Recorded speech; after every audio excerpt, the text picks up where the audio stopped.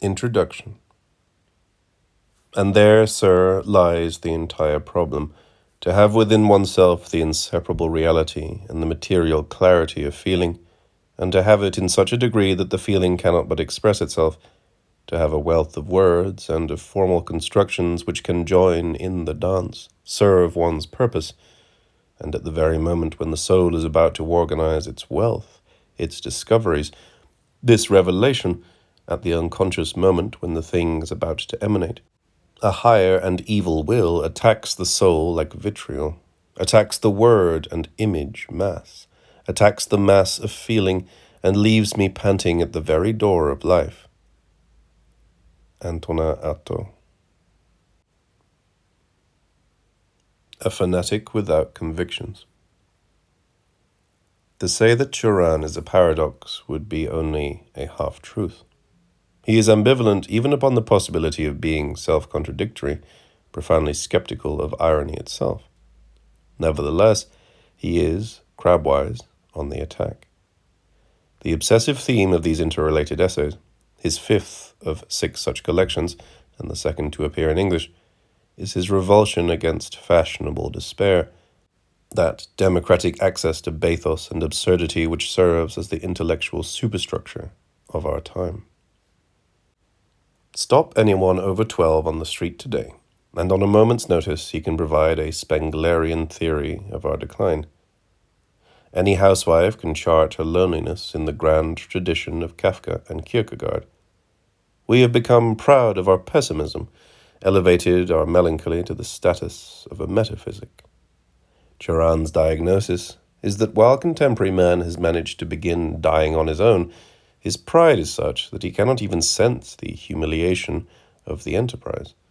Man is the only animal who can endure any metamorphosis by putatively explaining it, justify any loss without understanding its implications. This would be an incredible spectacle were there anyone else to watch it. As it stands, the apocalypse becomes only another occasion for self-congratulation and theorizing. The angst of our time, only the newest form of hubris. It is the clichés of despair, the banality of the abyss, which fuel Cioran's withering indifference. The progressive disrealization of the world which began in the Renaissance is for him an unutterable tragedy, a matter to be savored by an elitist of suffering, not popularized as the latest accessory to bourgeois idealism. The split between sensation and thinking is not a frame of reference, a problem to be solved by interdisciplinary studies, but an insomniacal agony, the very articulation of which only redoubles and regenerates our pain.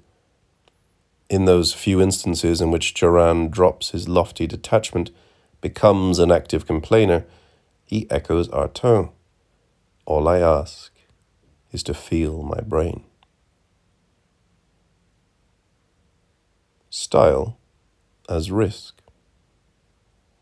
One can best understand Cioran as a phenomenon of the French language, as distinct from French culture, and French literary culture in particular.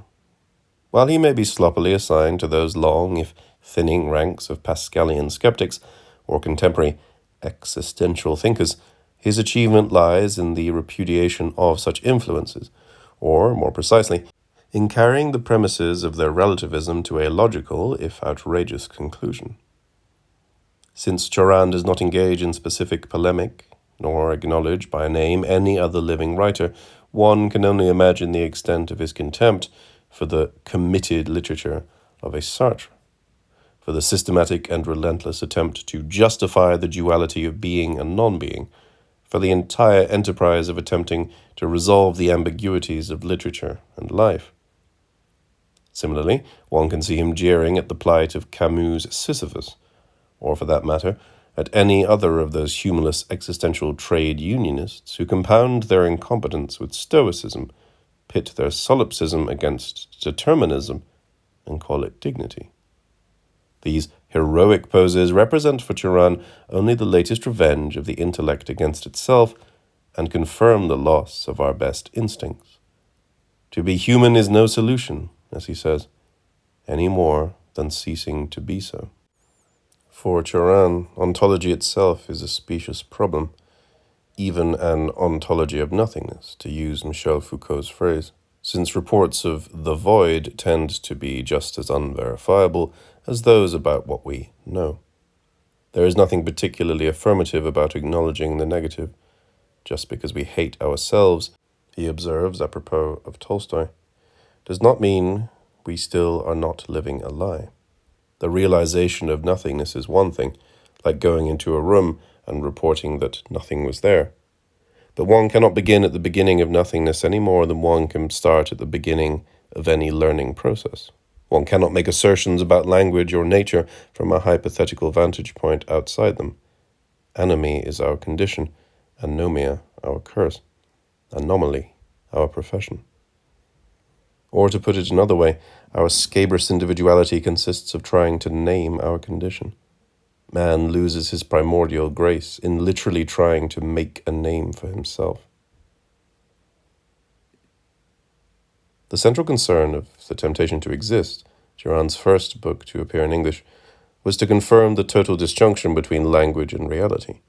That work represents a kind of final assault on the typology which has formed the basis of Western thought, the notion that the physical world embodies signs of metaphysical reality, and more, that if human intelligence is pure, it can define these correspondences through language.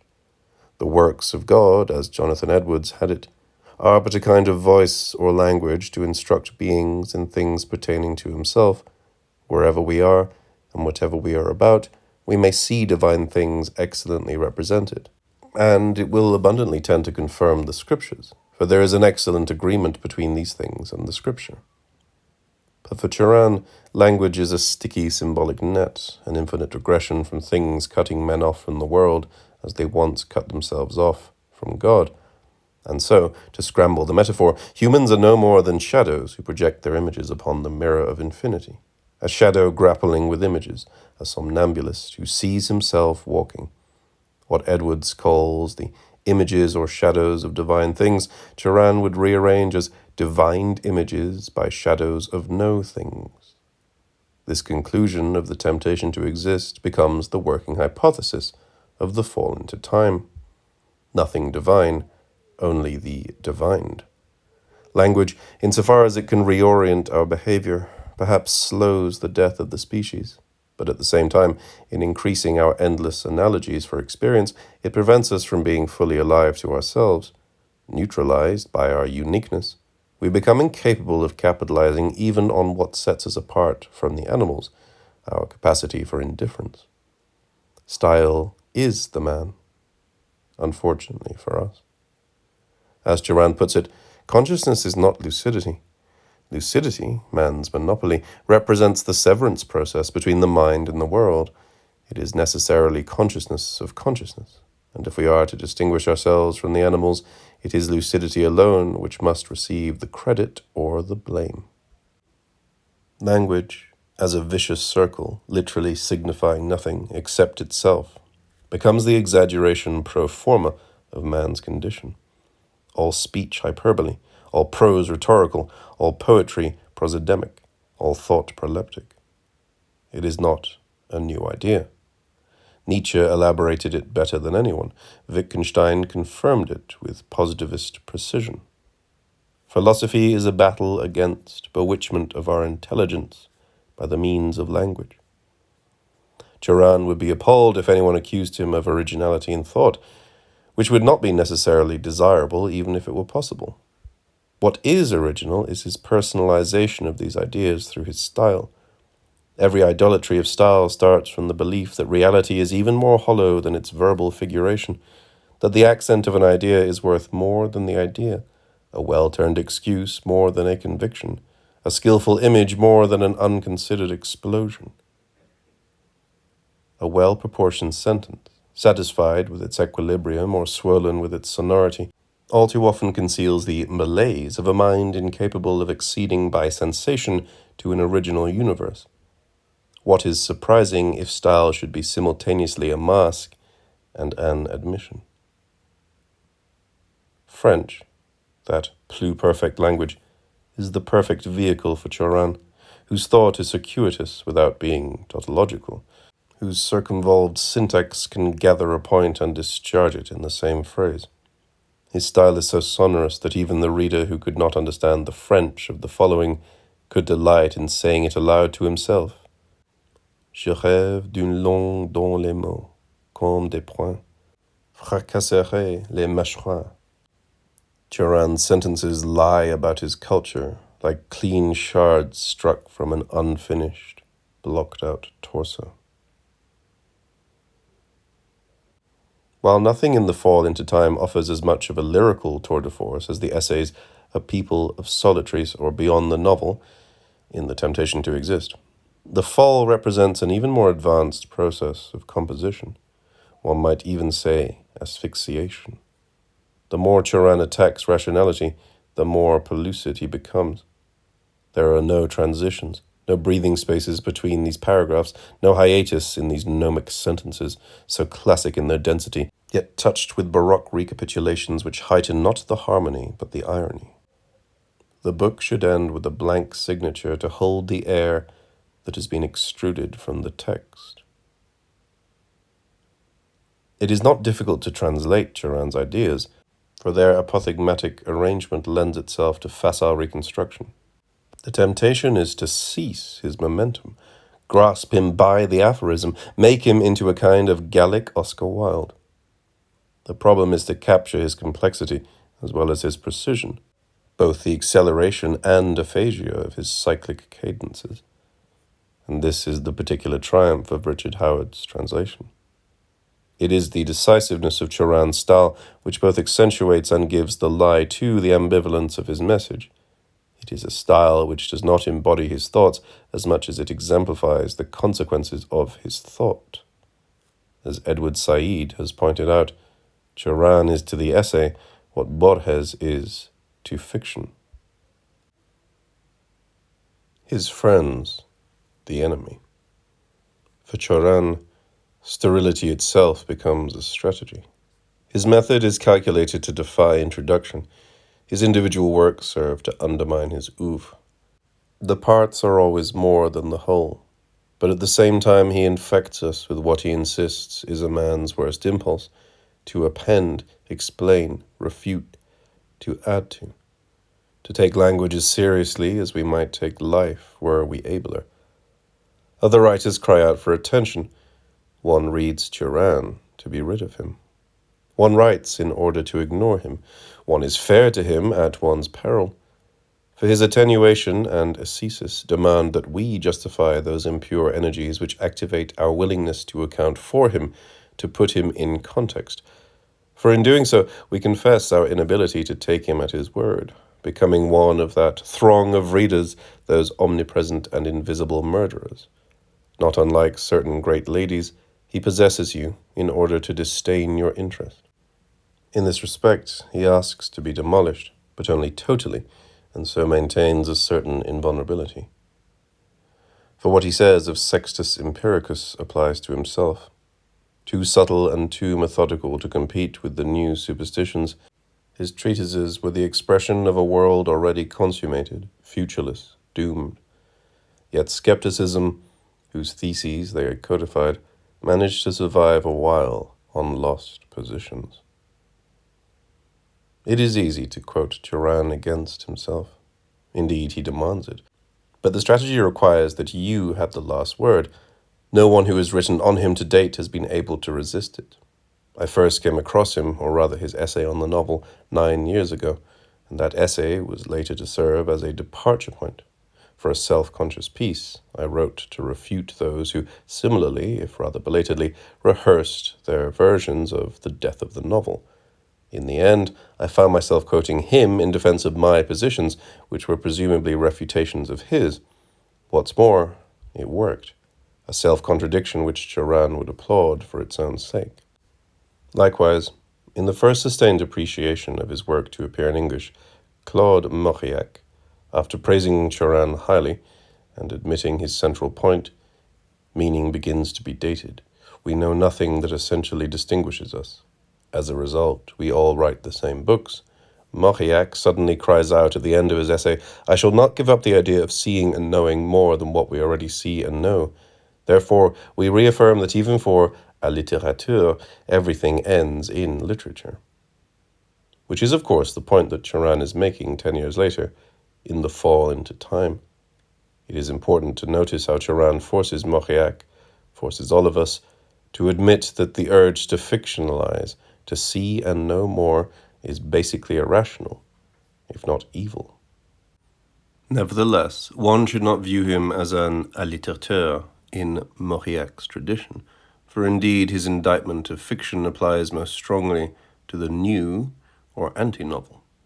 These days, no one escapes the exacerbation of the intellect, the monumental no longer possible.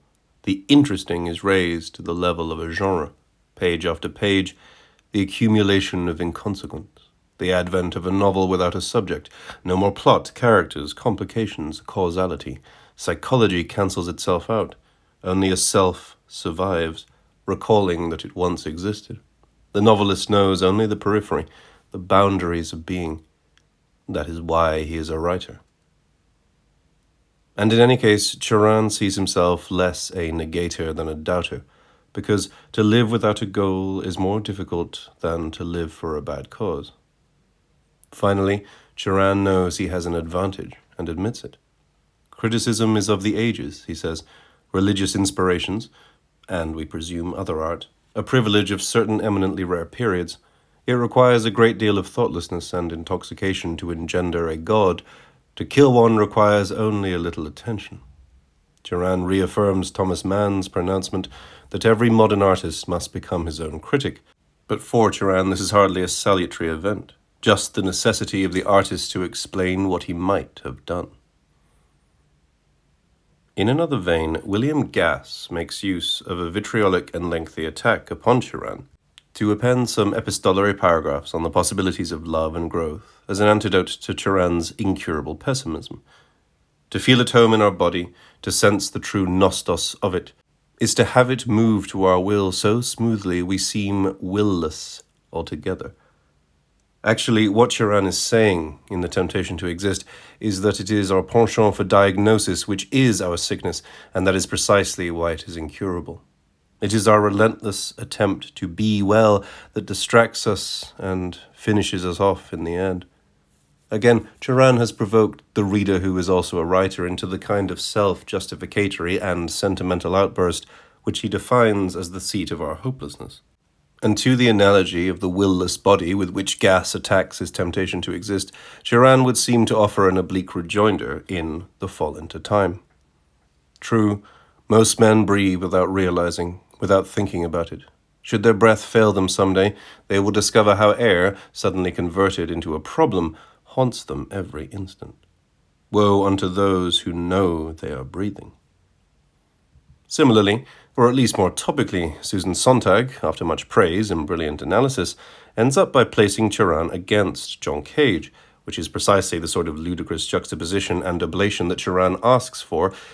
But again, the critic is finally reduced to telling us about herself, finishing the story Cioran drops so engagingly. We attribute reality to others, Cioran says, only insofar as we discover it in ourselves. There is, however, one aspect of Miss Sontag's program for Cioran which I think would baffle him, for while he would heartily approve of her habit of putting concepts such as the West in quotes, and now in parentheses, her characterization of his political sensibility as right-wing Catholic is a bit shallow, even if one acknowledges the old cliché about how much French Catholics secretly desire to be communists and vice versa. It is important to note that, having survived the major political cataclysms of this century, Cioran's indifference to politics, his taking his alien status seriously, which is to say, metaphorically, results in an attitude which cannot be described in conventional ideological terms. It is manifestly to his credit that, unlike most intellectuals, émigrés in particular, he does not offer his aesthetics as a surrogate politics, nor confuse his personal experience with the intellectual history of our time. The East-West conflict for Cioran is that between the beatific Buddha and grimacing Saviour, not Nicolae Ceaușescu and George Pompidou. His letter to a fellow intellectual in Romania is worth quoting at some length in this respect. Freedom in the West, in order to manifest itself, requires a void, and succumbs to it. The condition which determines it is the very one which annihilates it. This freedom lacks foundation. The more complete it is, the more it overhangs an abyss, for everything threatens it, down to the principles from which it derives. Man is so little made to endure or deserve it, that the very benefits he receives from it crush him, and freedom ultimately brings him to the point where he prefers, to its excesses, those of terror.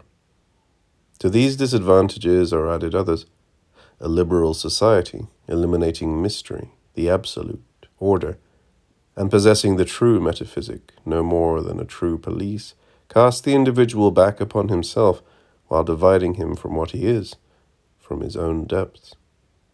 Imagine a society overpopulated with doubt, in which, with the exception of a few strays, no one adheres utterly to anything, in which, unscathed by superstition, certainties, everyone pays lip service to freedom, and no one respects the form of government which defends and incarnates it. You are disappointed after promises which could not be kept. We, by a lack of any promises at all. Cioran should be required reading for those liberals who cannot understand the revolt of their children against their benevolent pragmatism, but neither the new radical nor the establishmentarian will find much comfort with him. At any price, we must keep those who have too clear a conscience from living and dying in peace. Moreover, one should note the most oblique but crucial of the essays in this volume, Skeptic and Barbarian, perhaps the distillation of Cioran's thought with regard to culture and society, where he says, "Civilizations begin by myth and end in doubt, a theoretical doubt which, once it turns against itself, becomes quite practical.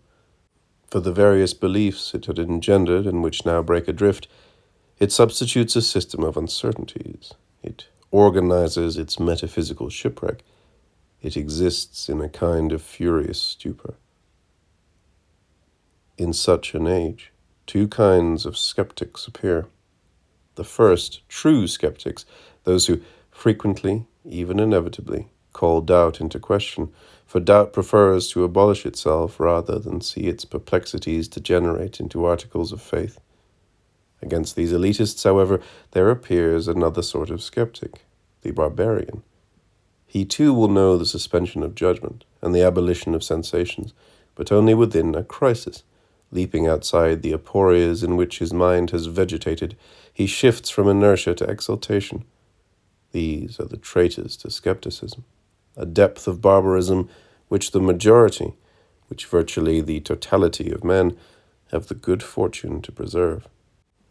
If the true skeptic cannot succeed by his own means, he will seek the help of the barbarian, whose role it is not to solve but to suppress problems, and with them the hyperacute consciousness which torments the weak man even when he has renounced all speculative activity. And so he will urge his enemy to come and deliver him from his final agony. It is clear that Cioran's literary elitism becomes more complex when extended to politics. Indeed, he sees himself as a potential traitor to skepticism. He would like to side with the barbarians, and he becomes, as always, in spite of himself, their witting accomplice. The relevance of his analogy to our present situation hardly needs elaboration. It is instructive, nevertheless, to note how defensive we become in the face of such passionate uncertainty. The philosopher, the critic, the artist, all find it necessary to justify their activity in the face of such subtle undermining, the casual glancing blows of dubiety. Otherwise, we are in danger of seeming mere addenda to Cioran's argument, proof text for his self-ridicule, just one more word in the world. Cioran's favorite trick, after all, is to dig a disguised pit for the man of pride, literary pride in particular, and then to leap into it himself before you fall, depriving you of even the delectation of being fooled. So the victim falls, if not out of time precisely, at least onto Cioran.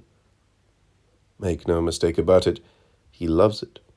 It is easy to miss his humor, that grin which from a distance is impossible to read as anguish or ecstasy, that silent laugh of the gargoyle, the jester fiend, the jongleur. Impassivity and imposture. What can you do with a man who attacks you for his mistakes, and then insists those very errors are most worth having? What can you do with a writer who writes off writing with writing, who would not give up an instance of fear for an admirer? How to locate a mind which seemingly speaks out of nowhere, and then only against itself? To what use could we Americans have put this delicate, perilous tongue had he chosen it? What would we have done to a man who urges us to throw ourselves on the ground and cry every time we feel like it? A great entertainer, perhaps? A teenage murderer? Must we end up dismissing him as a unique? It is easy to understand why Cioran has been so uniformly ignored. His impossibilist vocabulary, his library of books which no one else has read, the cold elegance of his aphoristic syntax, his hatred for the present which makes liberals think he is a reactionary, his insistent isolato voice which makes conservatives think he is an anarchist, the effortless erudition which gains him the suspicion of scholars, the astringent elitism which can only put the wider audience he deserves hopelessly on the defensive. Too tough-minded to be considered tragic, too funny to be a true terrorist, the barbarian appears on the rim of the Carpathians to preside at the death of a civilization, only to be civilized in spite of itself, a redundant eremite, a specialist in the last gasp. Given Cioran's enormous efforts to repudiate writing as a career, the contemporary reader may tend to underestimate what is most striking about his accomplishment. For the most difficult task for the writer is not how to make a living, to ignore both insult and loneliness, but how to survive one's circle, one's own supportive contemporaries. While most of the intelligentsia of Cioran's 6 arrondissements in the late 30s and 40s have long since repaired to their respective ministries of culture and or ceased writing altogether, we still receive terse messages from one who has stayed put, made a profession of not being for sale, had the strength to let his talent mature at its own pace. Cioran was 36 before he even decided to write in French. As Edward Dahlberg, the only living writer I know of who has affinities with Cioran, says, "I don't think we write for anybody, just like we die for nobody. Every time we compose a good line, a forest springs up in our hearts." Cioran could only concur with an imperceptible nod. Neither of them can forgive a society in which hermeticism is the only possible honesty. There is really only one problem for writers, how to keep working, and one for other humans, how to endure lucidity without bitterness. Here is an exemplar, one who has survived both the vacuity of contemporary life and claustrophobic dédoublage of Europe, living off his own reserve of strangulated fury, perpetually irritated at the heart of inanity. He remains a strangely endearing reaffirmation of consciousness, of sleeplessness, in an era of sleepwalkers. Our contemporaries, those indiscreet, frustrated creatures who, by deifying confession, appetite, and effort, are guilty of having turned us into lyrical puppets, are insatiable as we are exhausted. The only excuse for their fury is that it derives not from a fresh instinct or a sincere impulse, but from panic in the face of a clogged horizon. So many of our philosophers who brood, flabbergasted, over the future are really no more than interpreters of a humanity which, realizing that the moments are escaping, struggles not to think about it, and thinks about it continually. Their systems generally offer the image, and in a sense the discursive development of the obsession. Similarly, history could solicit their attention only at a moment when man has every reason to doubt that it still belongs to him, that he continues to be its agent. Indeed, everything suggests that, since history too escapes him, man is beginning a non-historical career.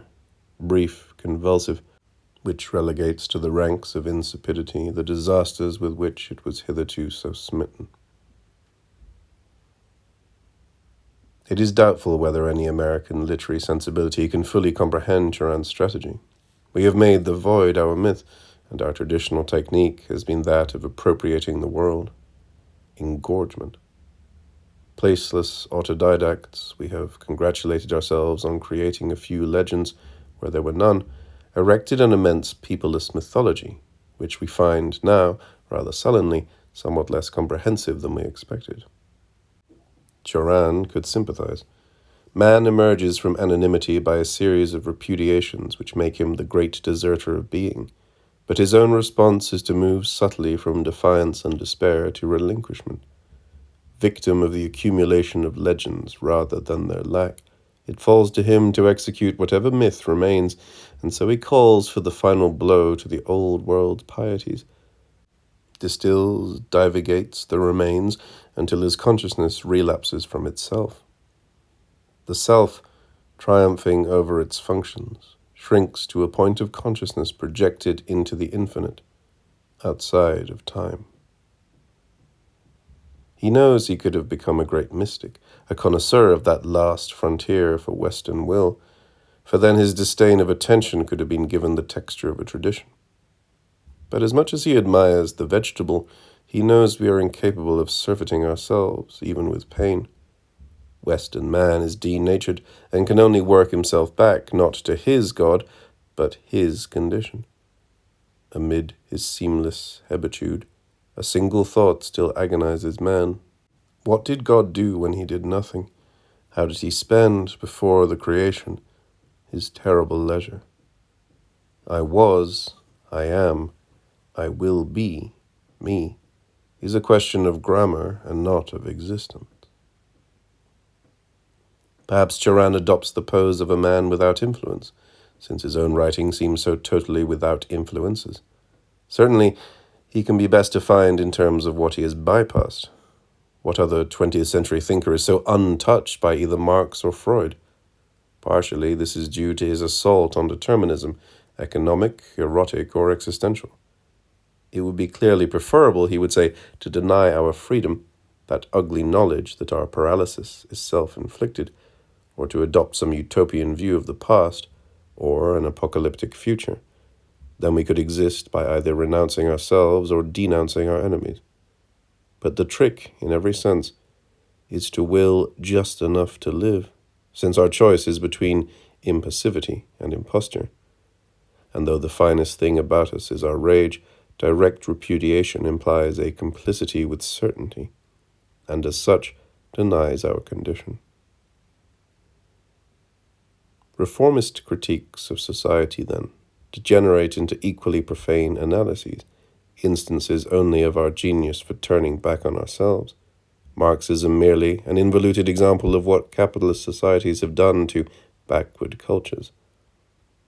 The civilized man, in order to push them there, will inoculate them with the poison of anxiety and release them only when he has observed in them the same symptoms of haste as in himself. Cast by knowledge into time, it becomes doubly impossible for us to imagine a present. The future becomes only something to be remembered, the past that is to come. No system, more than any man, is immune to the deceptions of technology, and our inhuman means of production are the consequence, not the cause, of our condition. As for psychoanalysis, that sadistic therapeutics singly expert in the art of substituting, for our naive discomforts, an intricate variety, why should we expect any more from health than from history, since our will ejects us from both? If man is the unhappy animal because he asks himself too many questions, then of what use is that most interrogative of sciences? The promise of less anxiety is as dubious as that of more leisure. Our sickness, after all, is our only common bond, suffering the created consciousness of the race.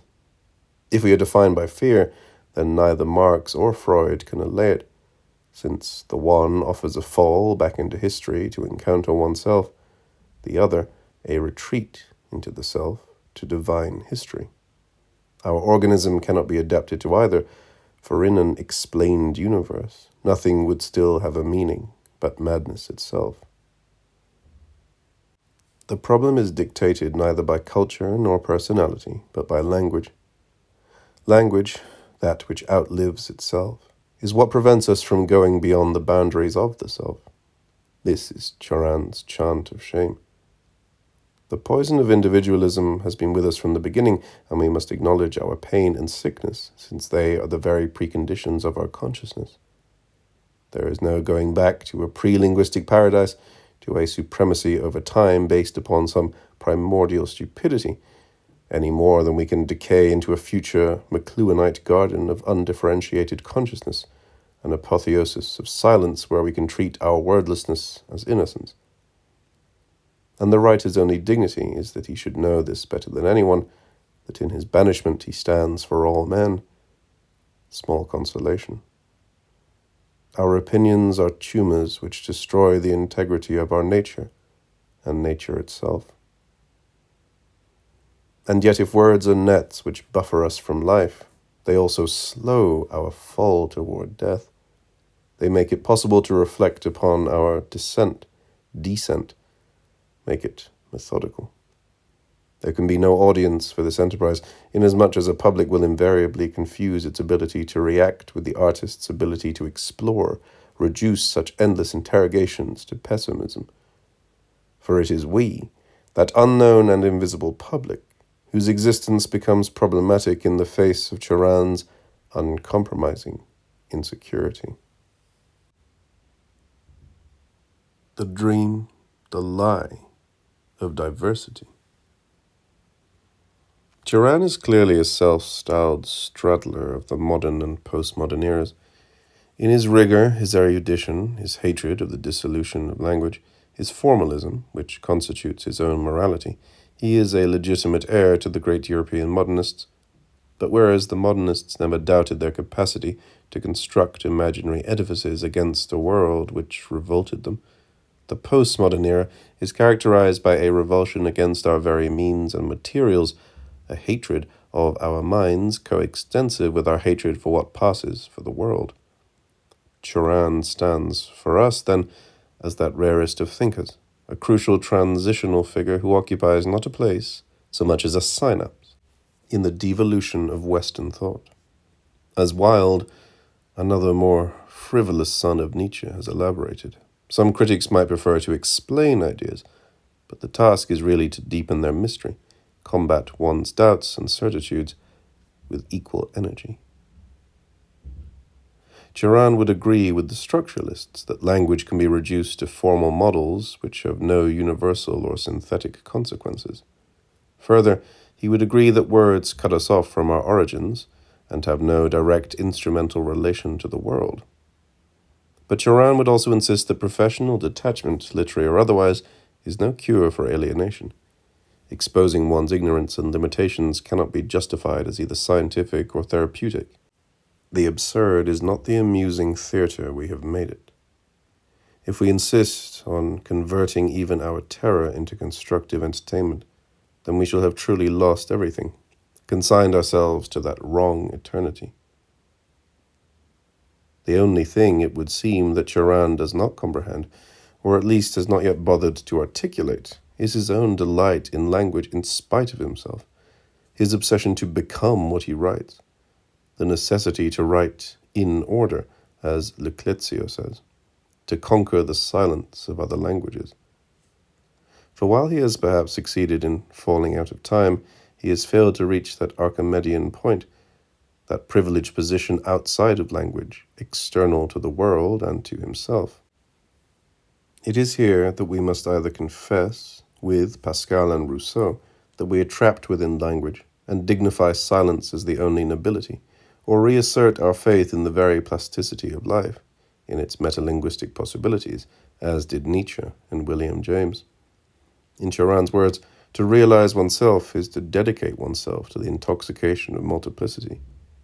This is the duality which Cioran offers, and while he explicitly argues for Rousseau's penultimate silence, his conduct is contradictory, and marvelously so. For in the same gesture by which he denies himself existence, He affirms the power of speech, and this is the paradox which is, even for him, finally unassimilable. It is true that we live in a circle of language, but it is simply a matter of rhetoric, which is to say free choice, whether we choose to describe that circle as vicious or magical. To assert either at the expense of the other, Cioran would pronounce absurd, but he is subtle enough to know that to produce, to create, is to have the courage or the luck not to perceive the lie of diversity, the deceptive character of the multiple. To produce a work is to espouse all those incompatibilities, all those fictive oppositions so dear to restless minds. More than anyone, the writer knows what he owes to these semblances, these deceptions, and should be aware of becoming indifferent to them. If he neglects or denounces them, he cuts the ground from his own feet. If he turns to the absolute, what he finds there will be, at best, a delectation in stupor. That point at which we cease thinking about language and willfully make best use of it, anyone who is carried away by his reasoning forgets that he is using reason, and this forgetting is the condition of all creative thought. That is the point at which the critic becomes the artist, and Cioran has had both the courage and the luck to do so. Paralysis, perhaps, but paralysis on our own terms, and while certainly not much comfort in words, still life, the methodical fall. I can truly say that I am not in the world, and this is not a mere mental attitude. Moreover, it matters little. I prefer to show myself as I am, in my inexistence and uprootedness, but the reader must believe that it is a matter of an actual sickness and not a phenomenon of the age, of a sickness which is related to the essence of the human being and his central possibility of expression. Arto.